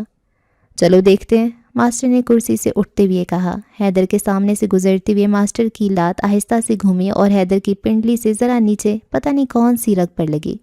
شدید درد کی لہر حیدر کی ٹانگ میں دوڑ گئی۔ وہ بھی اختیار لڑکھڑایا، اگر کرسی کا سہارا نہ لیتا تو زمین پر گر پڑتا۔ حیدر ہونٹ بھینچ کر درد ضبط کرنے کی کوشش کرنے لگا۔ اسے حیرت ہوئی، ماسٹر نے ضرب تو بہت ہلکی سی لگائی تھی، مگر درد اتنا شدید کیوں ہوا؟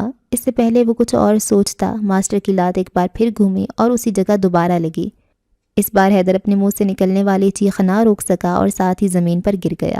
درد اتنا شدید تھا کہ اس کا پورا جسم اینٹ سا رہا تھا۔ اتنے میں دوسرے کمرے میں فون کی بیل بجی اور ماسٹر دوسرے کمرے میں چلا گیا۔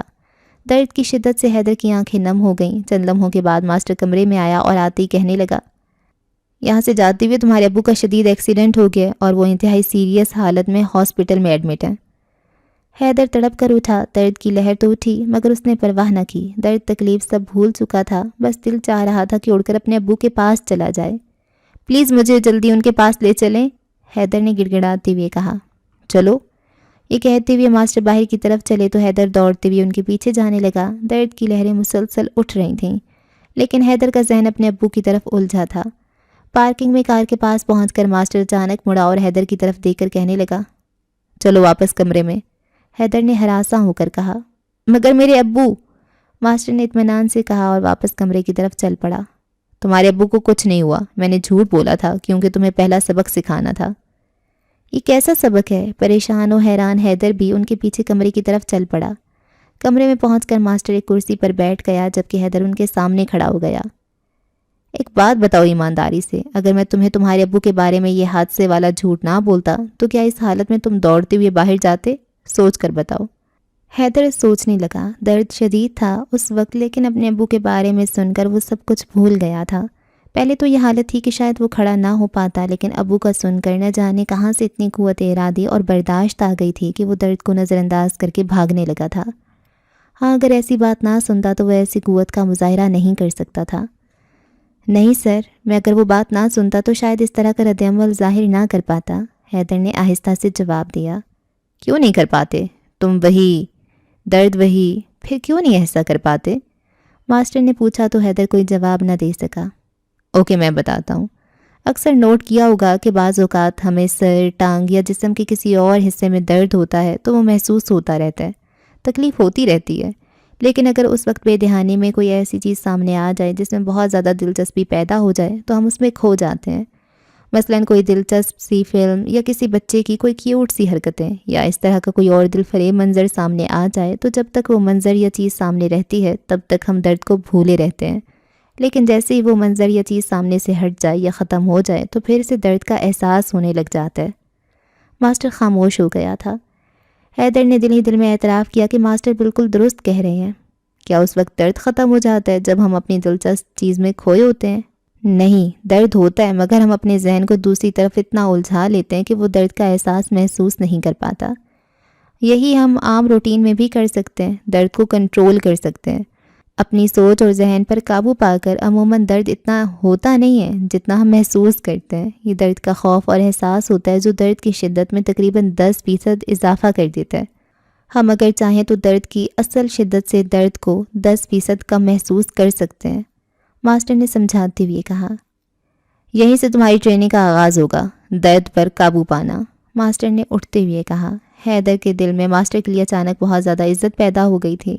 وہ عقیدت سے ان کی طرف دیکھنے لگا۔ عمر کو بابا کی ہدایت پر عمل کرتے ہوئے 1 ہفتہ پورا ہو چکا تھا۔ وہ مکمل طور پر نظر کی حفاظت کر رہا تھا اور شاید یہ اسی کا صلہ تھا کہ سوتے سوتے اس کی اچانک آنکھ کھلی۔ اس نے ٹائم دیکھا تو ابھی اذان ہونے میں 1 گھنٹہ باقی تھا۔ وہ حیران تھا کہ آج اچانک آنکھ کیسے کھل گئی۔ وہ بہت گہری نیند میں سونے کا عادی تھا۔ بڑی مشکل سے گھر والے اسے فجر کی نماز کے لیے اٹھاتے تھے۔ آنکھ کھلنے کے بعد اس نے لاکھ سونے کی کوشش کی، کروٹیں بدلتا رہا مگر نیند آنکھوں سے کوسوں دور تھی۔ آخر تنگ آ کر اس نے سونے کی کوشش چھوڑ دی اور لیٹے لیٹے آسمان کو تکنے لگا۔ لیکن جب بیکاری ہو تو وقت کاٹنا بھی مشکل ہو جاتا ہے۔ تنگ آ کر وہ اٹھا اور ٹہلنے لگا۔ پھر اچانک ایک خیال آیا اس کے ذہن میں، کیوں نہ تہجد ہی پڑھ لوں، ویسے بھی بیکار ٹہل رہا ہوں۔ اس نے وضو کیا اور چھت پر جا کر مصلی بچھایا اور نیت باندھ لی۔ ایک عجیب سا سکون اس کی رگوں میں اترتا چلا گیا۔ چاندنی رات تھی، ہر سو خاموشی، دھیمی دھیمی سی ہوا۔ ایسا سکون اس نے پہلے کبھی محسوس نہیں کیا تھا۔ لگ رہا تھا جیسے دنیا میں کوئی پریشانی نہیں، ہر طرف سکون ہی سکون ہے۔ نیت باندھتے ہی اس کے ذہن میں آیا کہ نظر کی حفاظت کرنے میں اس نے جو محنت کی ہے اس کا صلہ ملنا شروع ہو گیا ہے، لیکن ابھی بھی کچھ کمی سی محسوس ہو رہی تھی۔ کیا کمی ہے یہ عمر پتہ نہیں لگا پا رہا تھا۔ تہجد سے فارغ ہو کر اس کے ذہن میں بابا کی آواز گونجی، بے جان چیزوں سے بھی نظر کی حفاظت کرنا، مگر یہ بات وہ ابھی تک نہیں سمجھ پایا تھا کہ کیسی بے جان چیزیں، کیسی حفاظت۔ سوچ سوچ کر بھی وہ یہ گتھی نہیں سلجھا پا رہا تھا۔ بائک ایک متوسط سے مکان کے صحن میں آ کر رکی جس پر سیاہ پوش سوار تھا۔ بائک سے اتر کر سیاہ پوش اندر کی جانب بڑھا۔ کمرے میں آ کر اس نے اپنا ہیلمٹ اتارا اور پیٹھ پر سے بیگ اتارا۔ بیگ میں سے ایک موبائل اور لیپ ٹاپ نکال کر ٹیبل پر رکھا۔ وہ ایک 26 سالہ خوبرو جوان تھا۔ اس کے بال مڑ کر گردن تک آ رہے تھے۔ صاف پتہ چل رہا تھا اس نے زلفیں رکھی ہوئی ہیں۔ اس کی آنکھوں میں ذہانت کی چمک تھی۔ اس نے لیپ ٹاپ کھولا ہی تھا کہ اچانک موبائل کی بیل بجنے لگی۔ سیاہ پوش نے ہاتھ ڈال کر موبائل سے جیب نکالا۔ موبائل کی اسکرین پر ایک نام جگمگا رہا تھا، مائی لائف۔ اس نے مسکراتے ہوئے کال اٹینڈ کی اور کہنے لگا، اوف، ایک چڑیل پیچھے لگ جائے تو پیچھا چھڑانا مشکل ہو جاتا ہے۔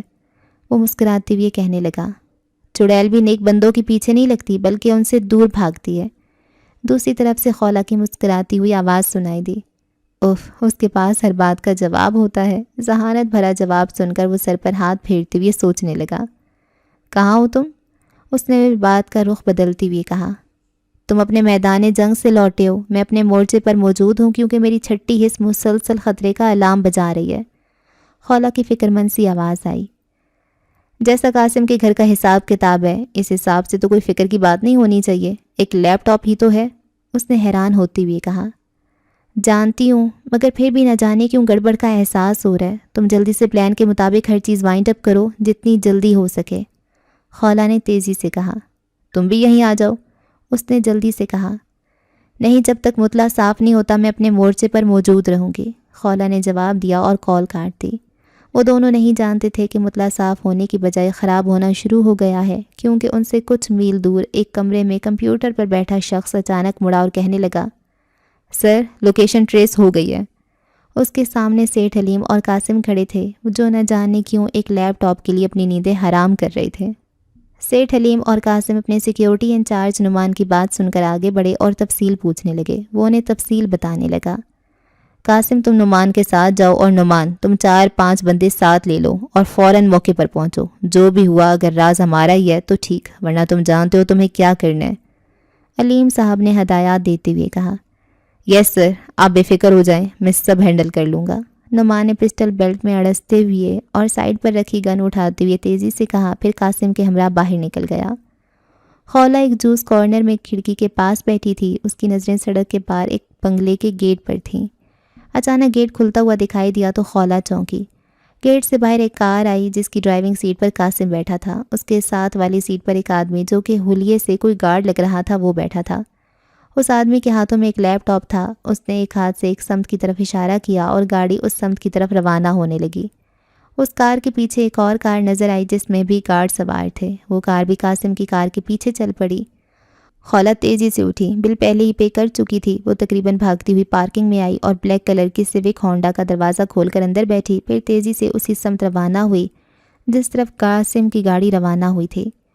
ایک ہاتھ سے اسٹیئرنگ سنبھالتے ہوئے وہ دوسرے ہاتھ سے فون پر ایک نمبر ڈائل کرنے لگی۔ اسکرین پر ڈیئر نام جگمگانے لگا۔ تھوڑی دیر بعد دوسری طرف سے کال اٹینڈ ہوئی تو خولہ نے موبائل کان سے لگا لیا اور کہنے لگی، کتنا کام باقی ہے؟ قاسم یہاں سے گارڈز کے ساتھ نکلا ابھی اور لگتا ہے وہ تمہاری طرف ہی آ رہے ہیں۔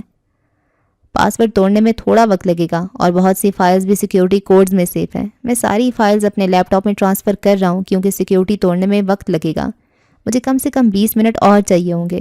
اگر درمیان میں ہی کنیکشن کٹ گیا یا کچھ اور ہوا تو تمام فائلز کرپٹ ہو جائیں گی، پھر ان کو ریکور کرنا بہت ہی مشکل ہو جائے گا، تقریباً ناممکن سمجھو، کیونکہ چند فائلز ریکور ہو بھی گئیں تو تمام فائلز ریکور نہیں ہو سکیں گی۔ سیاہ پوش جس کا نام زرار تھا تفصیل بتاتے ہوئے بولا، اوہ یہ تو معاملہ گڑبڑ ہو گیا۔ وہ زیادہ سے زیادہ 10 منٹ سے 15 منٹ میں تمہارے پاس ہوں گے۔ ایسا لگ رہا ہے جیسے لیپ ٹاپ یا موبائل میں GPS کام کر رہا ہے۔ خولہ نے کہا تو نارمل انداز میں، مگر ہلکی سی پریشانی اس کے الفاظ سے نمایاں تھی۔ میں دیکھ لوں گا ان کو، آنے دو۔ زرار کے لہجے میں بے خوفی اور انتہا درجے کی پر اعتمادی تھی۔ نہیں، میں نہ مٹ بھیڑ چاہتی ہوں اور نہ یہ چاہتی ہوں تم کسی کے سامنے آؤ، اور یہ بھی نہیں چاہتی کہ ڈیٹا ہمارے ہاتھ نہ لگے۔ قاسم کی تیزی سے لگتا ہے کوئی بہت ہی اہم بات ہے جس سے ہم بے خبر ہیں اور یہ موقع بار بار نہیں ملتا۔ خولہ نے تیزی سے کہا، تم ایسا کرو، باہر مین گیٹ کھول دو اور اپنی جیکٹ اور ہیلمٹ دروازے کے باہر رکھ دو، باقی تم اندر رہ کر اپنا کام کرو۔ باہر چاہے کچھ بھی ہو تم نے باہر نہیں آنا۔ خولہ نے ایک ثانیہ چپ رہنے کے بعد کہا، کیا کرنے والی ہو؟ زرار نے تجسس سے پوچھا۔ وہ اچھی طرح جانتا تھا خولہ ایسی بلا کا نام ہے کہ جب وہ ایکشن میں آتی ہے تو کچھ پتہ نہیں چلتا وہ کیا کرنے والی ہے، اور جب تک پتہ چلتا ہے وہ بازی جیت چکی ہوتی ہے۔ یہ ان باتوں کا وقت نہیں ہے، جو بھی ہوا تمہیں پتہ لگ جائے گا۔ تم کام مکمل کرو اور پلان کے مطابق وہاں سے نکل کر گھر پہنچو۔ خولہ نے یہ کہتے ہی کال کاٹ دی اور دوبارہ سے فون پر مصروف ہو گئی۔ اس کی گاڑی کافی فاصلے سے قاسم اور گارڈز کا تعاقب کر رہی تھی۔ حیدر کو پہلے دن ہی اندازہ ہو گیا تھا کہ اب کی زندگی ایک مشکل ترین مرحلے میں داخل ہو چکی ہے، مگر کسی سے کیا شکوہ، یہ راہ اس نے خود چنی تھی۔ اسے صبح فجر کی اذان سے پہلے اٹھایا گیا، تہجد پڑھائی گئی، پھر کچھ ایکسرسائز، پھر اذان ہوئی تو تلاوت، پھر نماز، اس کے بعد پھر چند ایکسرسائز، اور ان ایکسرسائزوں کے لیے مشینوں کا استعمال نہیں بلکہ قدرتی انداز کو اپنایا جا رہا تھا۔ درخت سے الٹا سیدھا لٹکنا، دوڑ، پش اپس اور نہ جانے کیا کیا کروایا گیا۔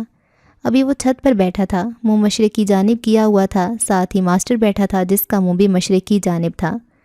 دور آسمان کے کونے سرخی مائل ہو کر سورج کی آمد کی اطلاع دے رہے تھے۔ ماسٹر نے اسے چوکڑی مار کر بیٹھنے کو کہا اور بس ایک ہی ہدایت کی کہ ابھرتے ہوئے سورج کو اس وقت تک دیکھنا ہے جب تک آنکھیں آسانی سے اسے دیکھ سکیں۔ حیدر افق پر نظریں جمائے بیٹھا تھا کہ سورج کا کونا دکھائی دیا۔ اس نے اپنی نظریں ابھرتے سورج پر مرکوز کر دیں۔ آہستہ آہستہ ایک سرخ گول ٹکیا سامنے آنے لگی اور حیدر اس کو غور سے دیکھ رہا تھا کہ ماسٹر کی آواز سنائی دی، ناک سے گہرا سانس لو اور منہ کے راستے خارج کرو، آنکھیں سورج پر رکھو اور انتہائی گہرائی سے تصور کرو کہ سورج کی روشنی تمہاری آنکھوں سے گزر کر تمہارے جسم کے ہر حصے تک پہنچ رہی ہے اور اسے منور کر رہی ہے۔ ماسٹر نے سورج کو گھورتے ہوئے کہا۔ حیدر نے اس ہدایت پر عمل کرنا شروع کیا تو اسے حیرت کا جھٹکا لگا کیونکہ اس چیز کا تجربہ اس سے پہلے نہیں تھا۔ جیسے ہی اس نے گہرائی سے تصور کیا کہ سورج کی روشنی اس کے جسم میں جذب ہو رہی ہے، ایک سنسنی سی لہر اس کے بدن میں دوڑ گئی۔ اسے محسوس ہو رہا تھا جیسے یہ صرف اس کا تصور نہیں بلکہ واقعی ابھرتا سورج اس کی رگ رگ میں اترتا جا رہا ہے۔ جب سورج کی روشنی کچھ تیز ہوئی، ماسٹر اٹھا اور حیدر کو نیچے آنے کا اشارہ کیا۔ نیچے کمرے میں پہنچ کر ماسٹر کہنے لگا، سارا کمال دماغ کا ہوتا ہے۔ جب کبھی بے دہانی میں اچانک ہمارا ہاتھ کسی گرم چیز سے چھوتا ہے تو ایک سیکنڈ کے کچھ حصے تک ہمیں اندازہ نہیں ہوتا کہ ہمارا ہاتھ کسی گرم شے سے چھو گیا ہے، پھر اچانک درد کا احساس ہوتا ہے۔ ایسا اس لیے ہوتا ہے کہ جسم کا جو حصہ گرم چیز سے ٹچ ہوتا ہے وہ حصہ فوراً دماغ کو پیغام بھیجتا ہے کہ یہاں کوئی گرم چیز ہے جسے میں چھو گیا ہوں۔ دماغ فوراً جلن کا احساس پیدا کرتا ہے اور اس حصے کو فوراً وہاں سے ہٹنے کا کہتا ہے۔ یہ سب پروسیس انتہائی تیز رفتاری سے ہوتا ہے۔ جو شخص اپنے دماغ پر قابو پا لے وہ ایسے حیرت انگیز کارنامے سر انجام دے سکتا ہے جس کا تصور بھی نہیں کیا جا سکتا۔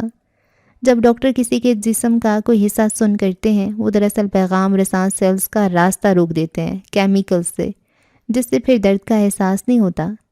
ماسٹر اتنا کہہ کر چپ ہوئے۔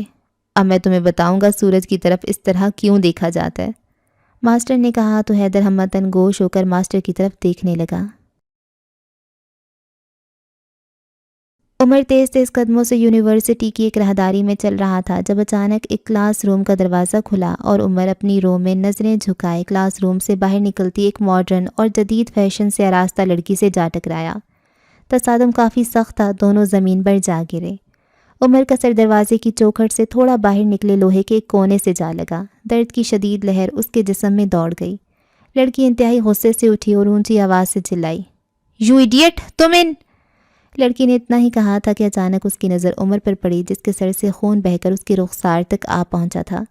اس کا خون دیکھ کر لڑکی فوراً چپ ہو گئی۔ Are you okay? لگتا ہے زیادہ گہری چوٹ لگ گئی ہے۔ لڑکی نے گھبرا کر آدھی انگلش آدھی اردو میں عمر کی خیریت دریافت کی۔ معاف کرنا مس، میری غلطی ہے، نظریں جھکائے عمر نے کہا۔ لڑکی آنکھیں پھاڑ کر اسے دیکھنے لگی کیونکہ واضح غلطی اسی کی تھی۔ وہ موبائل میں اتنا مصروف تھی کہ ٹانگ مار کر اس نے دروازہ کھولا تھا اور بغیر سامنے دیکھے سیدھا عمر سے ٹکرا گئی، اور وہ اسے اپنی غلطی مان رہا تھا۔ کچھ عمر کا بہتا خون دیکھ کر اسے شرمندگی اور تاسف ہو رہا تھا۔ نہیں، میری غلطی تھی، لڑکی نے شرمندگی سے کہا۔ چلیں، غلطی جس کی بھی ہے ہم ایک دوسرے کو معاف کرتے ہیں۔ اوکے، اللہ حافظ، عمر نے سادگی سے کہا اور آگے چل پڑا۔ جی بالکل بالکل، اللہ حافظ، وہ بوکھلا سی گئی۔ ایک ایسا لڑکا ہے، ایک بار دیکھا تک نہیں کہ ٹکرایا کس سے ہوں، خون بہہ رہا ہے پرواہ نہیں، دوسرے کی غلطی بھی اپنے سر منڈ رہا ہے۔ وہ سر جھٹکتی ہوئی آگے بڑھنے ہی لگی تھی کہ عمر کے کچھ الفاظ اس کے کانوں میں پڑے۔ وہ بے اختیار اس کے پیچھے چل پڑی۔ پتہ نہیں درد کی وجہ سے اس کے الفاظ منہ سے نکلے یا بے خودی تھی جو وہ اپنے آپ سے مخاطب تھا۔ استغفر اللہ، یا اللہ میں گنہگار ہوں اور اس سے زیادہ سزا کا حقدار تھا۔ الحمدللہ، اللہ تیرا شکر ہے، یہ تکلیف اگر سزا ہے تو میرے گناہ معاف ہوں گے، اگر آزمائش ہے تو جزا ملے گی۔ وہ شاید اللہ سے مخاطب ہو کر اب خود سے خود کلامی کرتا چلا جا رہا تھا۔ کپڑے تبدیل کرنے ہوں گے جلدی ورنہ جماعت نکل جائے گی۔ اس لڑکی کے قدم اسی جگہ جم سے گئے۔ کیا ایسے بھی نوجوان پائے جاتے ہیں یونیورسٹی میں؟ وہ حیرت سے سوچ رہی تھی۔ یہ عائزہ کبیر اور عمر فاروق کی پہلی ملاقات تھی۔ زرار کے سامنے 2 لیپ ٹاپ کھلے پڑے تھے اور ایک لیپ ٹاپ سے دوسرے لیپ ٹاپ میں ڈیٹا ٹرانسفر جاری تھا۔ وہ خود کمرے میں ٹہل رہا تھا۔ اس کی نظریں بار بار کھڑکی سے باہر گیٹ کی طرف جا رہی تھیں جو اس نے خولا کے کہنے پر کھول دیا تھا۔ وہ لاہور میں تھا جب اسے خولا کی کال آئی اور خولا نے اسے فوراً اسلام آباد آنے کا کہا تھا۔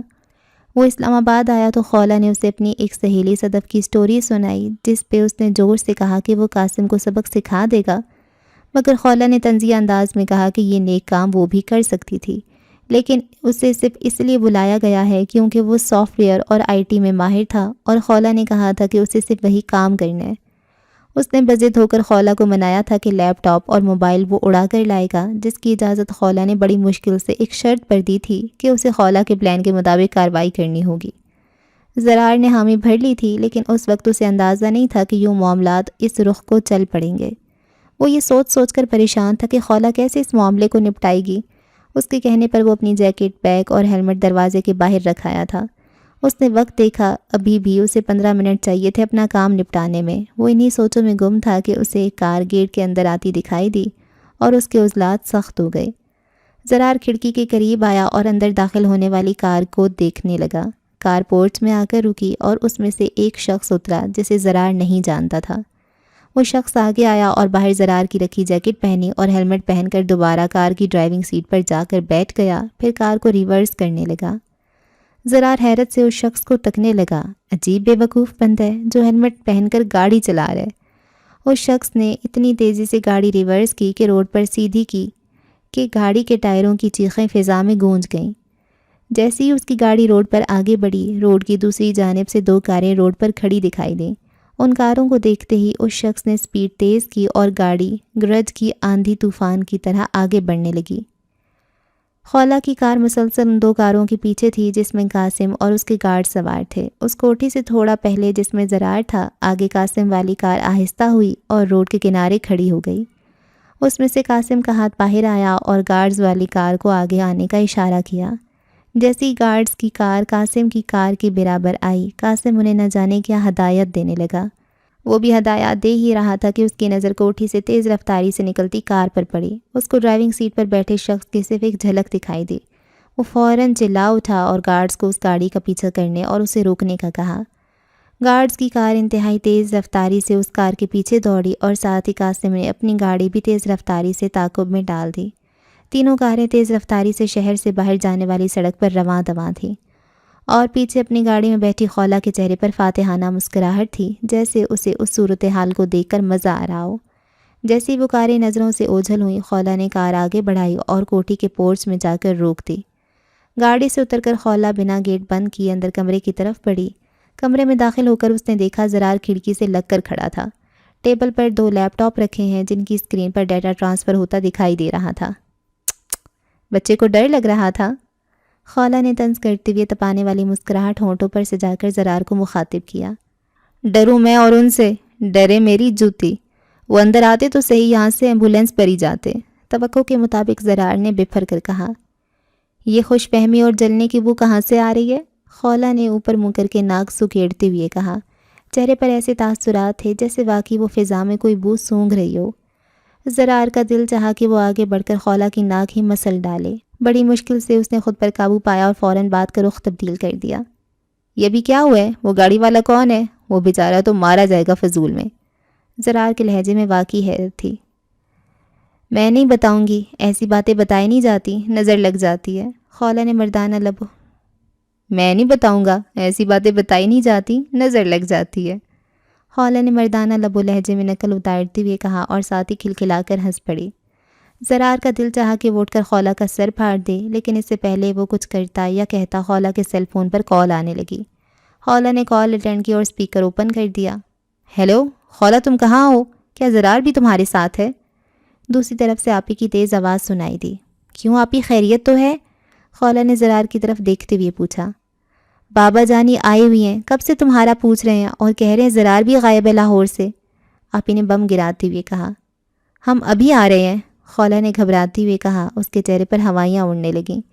دوسری طرف زرار بھی، جو اطمینان سے کرسی پر بیٹھا تھا، یہ بات سن کر اچھل کر کھڑا ہو گیا۔ وہ بھی پریشان نظر آنے لگا۔ خولہ نے فوراً کال کاٹی اور زرار سے کہنے لگی، جلدی کرو، اف اللہ، بابا جانی کہاں سے آ گئے اس وقت؟ آج ہماری خیر نہیں۔ خولہ نے پریشان ہو کر کہا۔ ہماری نہیں، تمہاری خیر نہیں، میں تو کہہ دوں گا مجھے تم نے ایمرجنسی کا کہہ کر بلوایا تھا۔ زرار نے چیزیں سمیٹتے ہوئے احتجاج کرتے ہوئے کہا۔ ہم تو ڈوبے صنم، تمہیں بھی لے ڈوبیں گے۔ ان حالات میں بھی خولہ شرارت سے باز نہ آئی، حالانکہ خود اس کی اپنی حالت پتلی تھی۔ وہ ادھر سے ادھر ٹہل رہی تھی۔ ٹرانسفر مکمل ہو چکی تھی۔ زرار نے قاسم کے لیپ ٹاپ اور موبائل کو فرش پر رکھا اور ہتھوڑی سے توڑنے لگا، اور ایسی توڑ پھوڑ کی کہ کسی بھی چیز سے نہ کچھ حاصل کیا جا سکے نہ ریکور۔ اس کے بعد اس نے پیٹرول ڈال کر ان دونوں چیزوں کو آگ لگا دی۔ خولہ اس دوران نہ جانے کون کون سے بہانے سوچ رہی تھی جو بابا جانی سے کرنے تھے۔ اگر انہیں پتہ چل گیا کہ خولہ نے ان کی بات پر عمل نہیں کیا تو کیا ہوگا؟ اف اللہ، وہ ایسا سوچنا بھی نہیں چاہتی تھی۔ دونوں تیزی سے باہر نکلے۔ خولہ نے گاڑی کی ڈرائیونگ سیٹ سنبھالی اور زرار نے اپنی بائک۔ دونوں تیز رفتاری سے گھر کی طرف روانہ ہو گئے۔ گھر پہنچ کر جب وہ ٹی وی لاؤنج کی طرف بڑھے تو راستے میں آپی نے خشمگی نظروں سے خولہ کو گھورا۔ اندر داخل ہوئی تو بابا جانی سامنے کرسی پر بیٹھے جھول رہے تھے۔ دونوں مجرموں کی طرح ان کے سامنے جا کر کھڑے ہو گئے۔ رات ہو گئی ہے اتنی، کہاں تھے تم دونوں اور کیا کرتے پھر رہے ہو؟ بابا نے گھمبیر اور باروب لہجے میں پوچھا۔ خولہ نے گلا کھنکار کر بہانہ بنانے کی کوشش کرنے کے لیے بولنے ہی والی تھی کہ بابا جانی نے اپنی بات آگے بڑھاتے ہوئے کہنے لگے، سچ گھٹے یا بڑھے تو سچ نہ رہے، اور جھوٹ کی کوئی انتہا نہیں۔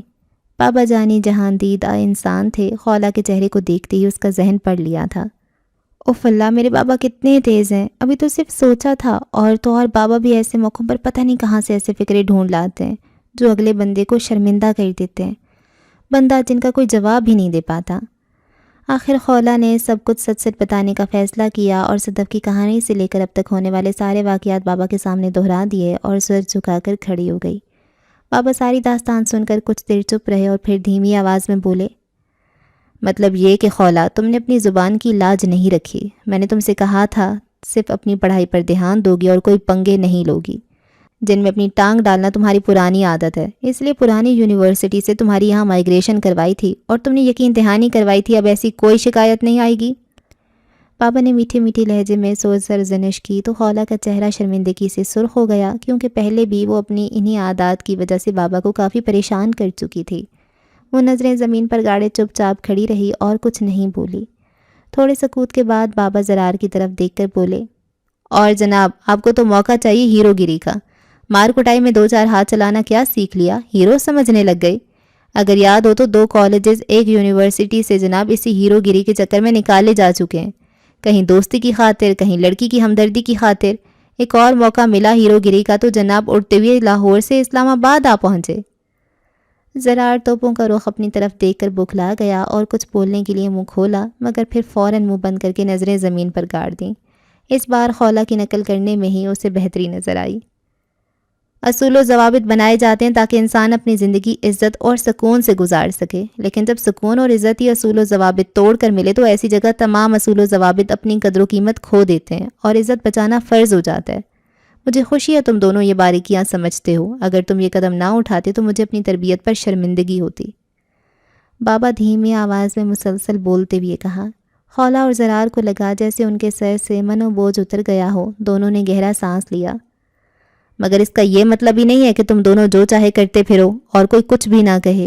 ہر بات کے لیے جواب دہی دینی اور سزا بھی بھگتنی ہوگی اگر غلط قدم اٹھایا تو. بابا کا لہجہ پھر سخت ہو گیا. اوف، بابا بھی نہ 1 منٹ کے لیے بھی خوش نہیں ہونے دیتے. خولا نے بے بسی سے بابا جانی کی طرف دیکھتے ہوئے سوچا. بیٹھ جاؤ، بابا نے نرمی سے کہا.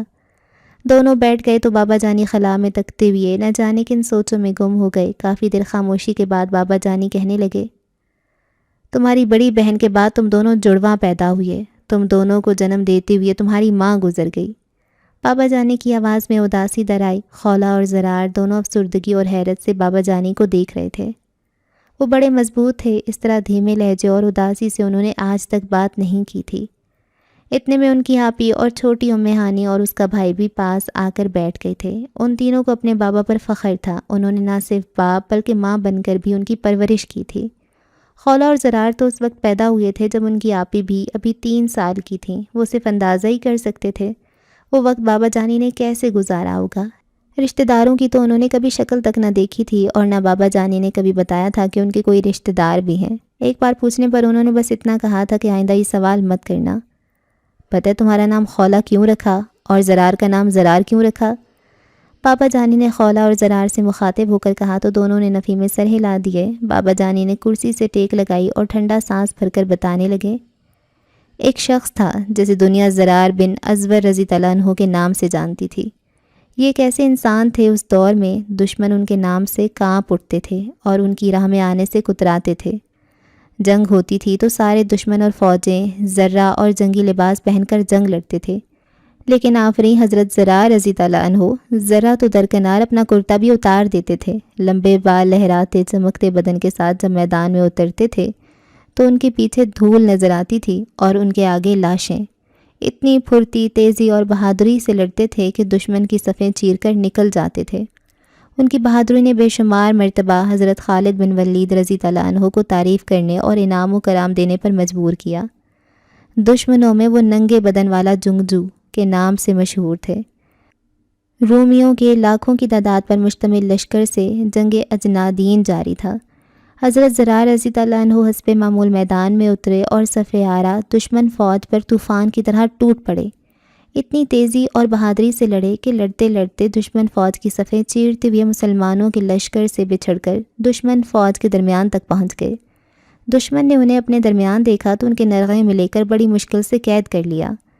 مسلمانوں تک بھی خبر پہنچ گئی کہ حضرت زرار رضی اللہ عنہ کو قید کر لیا گیا ہے. حضرت خالد بن ولید رضی اللہ عنہ نے اپنی فوج کے بہادر نوجوانوں کا دستہ تیار کیا اور حضرت زرار رضی اللہ عنہ کو آزاد کروانے کے لیے ہدایات وغیرہ دینے لگے. اتنے میں انہوں نے ایک نقاب پوش سوار کو دیکھا جو گرد اڑاتا دشمن کی فوج پر حملہ آور ہونے جا رہا ہے. اس سوار نے اتنی تندخوہی اور غضبناکی سے حملہ کیا کہ اس کے سامنے سے دشمن پیچھے ہٹنے پر مجبور ہو گیا. حضرت خالد رضی اللہ عنہ اس کا وار کرنے کا انداز دیکھ کر اور شجاعت دیکھ کر اش اش کر اٹھے اور ساتھیوں سے پوچھا کہ یہ سوار کون ہے، لیکن سب نے لا علمی ظاہر کی کہ وہ نہیں جانتے۔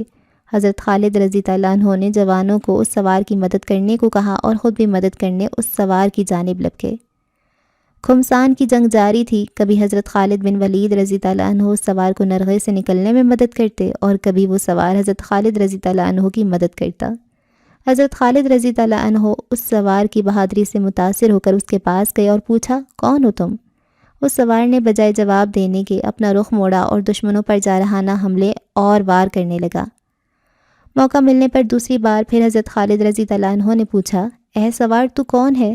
اس سوار نے پھر جواب دینے کی بجائے رخ بدل کر دشمن پر حملہ آور ہوا۔ تیسری بار حضرت خالد رضی اللہ عنہ نے اس سوار سے اللہ کا واسطہ دے کر پوچھا کہ اے بہادر تو کون ہے؟ تو نقاب کے پیچھے سے نسوانی آواز آئی کہ میں زرار رضی اللہ عنہ کی بہن خولہ بنت ازور رضی اللہ عنہ ہوں، اور اس وقت تک چین سے نہیں بیٹھوں گی جب تک اپنے بھائی کو آزاد نہیں کروا لیتی۔ پھر مسلمانوں اور حضرت خولہ رضی اللہ عنہ نے مل کر حضرت زرار کو آزاد کروا کر دم لیا۔ بابا جانی تو یہ بتا کر چپ ہو گئے، لیکن کمرے میں گہری خاموشی چھا گئی۔ خولہ تو خولہ، زرار کی آنکھوں میں نہ جانے کیوں نمی سی آ گئی۔ دونوں عقیدت سے بابا جانی کی طرف دیکھ رہے تھے۔ تم دونوں کے نام عظیم ہستیوں کے نام پر ہیں اور مجھے امید ہے تم دونوں اپنے ناموں پر حرف نہیں آنے دو گے، بابا جانی نے ان کی طرف دیکھ کر کہا۔ انشاءاللہ بابا جانی، دونوں نے بیک زبان ہو کر کہا۔ اچھا تو پھر کیا ملا لیپ ٹاپ سے؟ بابا نے زرار سے پوچھا۔ پتہ نہیں بابا، بھی ڈیکوڈ کرنا باقی ہے، بس کافی فائلز ایک ہی نام سے سیو ہیں، عجیب سا نام ہے، بلیک ہنٹ۔ زرار نے کندھے اچکاتے ہوئے کہا۔ کیا بلیک ہنٹ؟ تم نے بلیک ہنٹ کہا؟ بابا جانی اچانک اچھل کر کھڑے ہو گئے، ان کے چہرے پر حیرت اور جوش سب ہو کر رہ گیا۔ جی بابا۔ کمرے میں موجود ہر شخص حیرت سے بابا کو دیکھنے لگا کہ بابا کو کیا ہو گیا یہ نام سن کر۔ ابھی جتنی جلدی ہو سکے ڈیکوڈ کرو ان فائلز کو، بابا نے کندھوں سے پکڑ کر زرار کو جھنجھوڑتے ہوئے کہا۔ وہ اچانک بہت بے چین نظر آنے لگے تھے۔